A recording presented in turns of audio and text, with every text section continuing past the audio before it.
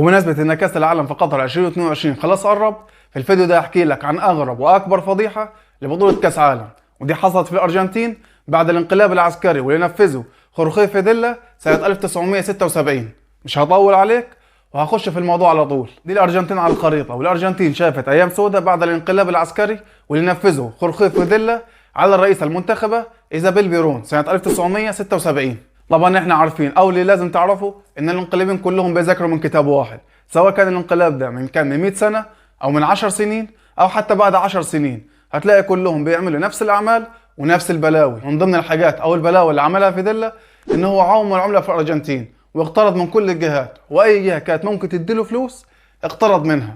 طبعا بعد كل عمليات الاقتراض الكبيرة اللي عملها تضاعفت الديون على الارجنتين، وكمان يا سيدي منع التظاهر في الارجنتين وقتل كل قادة التظاهرات اللي كانوا بيطالبوا بالحقوق المدنية في الارجنتين، واعتقال وتعذيب وقتل واختفاء قسري لعدد كبير من المعارضين. ومش بس كده، ده كمان كان بيرمي جثث المعارضين في المحيط عشان ما حدش يعرف يوصل لهم والفضائح تبان. ومن ضمن البلاوي برضه اللي عملها خطف عدد كبير من الاطفال، وكان بيديهم لقادة وضباط الجيش عشان يتبنوهم. وبسبب قصة خطف الاطفال دي يا معلم بدأ يبقى في تظاهرات من امهات الاطفال اللي اتخطفوا. ومش بس كده، ده كل يوم التظاهرات دي بتزيد، وكل يوم الامهات بيكتسبوا تعاطف من الناس، فبدأ الوضع في البلد يبوظ، واصلا حال البلد كل يوم في تدهور عن التاني.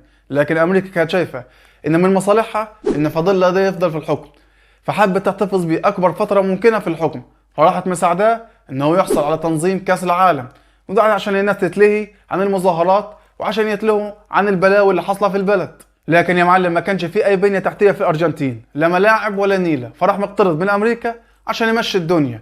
وبدأت هنا الفضايح تظهر في التنظيم. ومن ضمن البلاوي اللي حصلت في البطولة دي ان الارجنتين كانت هتقابل منتخب بيرو، وكان لازم الارجنتين تفوز 4-0 عشان تصعد. الحكومات يا معلم اشتغلت مع بعضيها واتفقوا خلاص الارجنتين هتفوز وبيرو هتسيب الماتش. طب هتسيبه ببلاش كده؟ طبعا لا، ما ينفعش. الارجنتين هتدفع لبيرو 50 مليون دولار وكمان 35 ألف طن من الحبوب. طب بس كده؟ لا، استنى شوية. بيرو هتنقل عدد من المساجين السياسيين لسجون الأرجنتين، وبالفعل فازت الأرجنتين مش 4 لا 6-0. ومش بس كده، ده كمان في الماتشات التانية كان في تغرير الحكام قبل المباراة بساعات، وكان في منشطات بياخدوها لعيبة الأرجنتين. وفي البطولة دي أخذت الأرجنتين البطولة. ومظاهرات الأمهات الأطفال اللي اتخطفوا كانت موجودة أثناء تنظيم كأس العالم، وفي صحفيين جايين يغطوا كأس العالم فصوروا معاهم. وبعد ما كانت المظاهرات موجودة أو معروفة داخل الأرجنتين بقت معروفة في كل دول العالم، فعرف خورخيه فيديلا إن الدنيا باظت منه خالص وإن البلد في حالة تدهور، فقرر الانسحاب من الحكم. لكن هو ساب البلد متدهورة وخربانة، حتى العسكريين اللي جم من بعده كانت في حالة انقسام بينهم. وعشان يلهوا الناس عن الفساد والدمار اللي في البلد قرروا إن هم يدخلوا حرب مع بريطانيا وخسروها. لكن الحمد لله بعدها قرروا إن هم يسيبوا الشغل في السياسة خالص، وقرروا ان هم يعملوا انتخابات في البلد. تم محاكمة خورخيه فيديلا واخذ حكم بالمؤبد يا معلم. لكن بعدها ب5 سنوات صدر عفو رئاسي من الرئيس كارلوس منعم.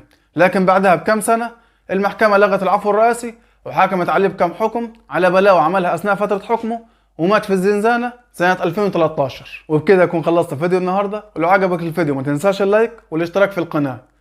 والسلام عليكم ورحمة الله.